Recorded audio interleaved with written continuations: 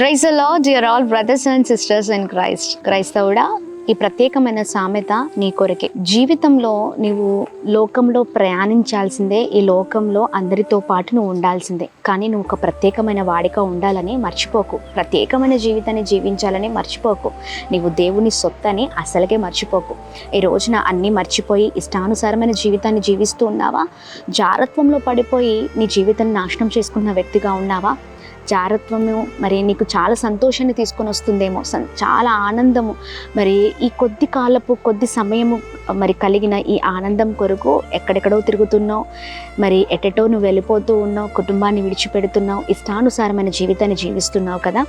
అయితే ప్రత్యేకంగా ఈ సామెతను మరి నీ జీవితంలో నువ్వు పట్టుకుంటే నీ జీవితం చాలా అద్భుతకరంగా ఉంటుంది. సామెతల గ్రంథం 6వ అధ్యాయం 32వ వచనంలో అద్భుతకరమైన మాట ఉందండి. జారత్వము జరిగించువాడు కేవలం బుద్ధిశూన్యుడు, ఆ కార్యము చేయువాడు స్వనాశంను కోరువాడే. Praise the lord.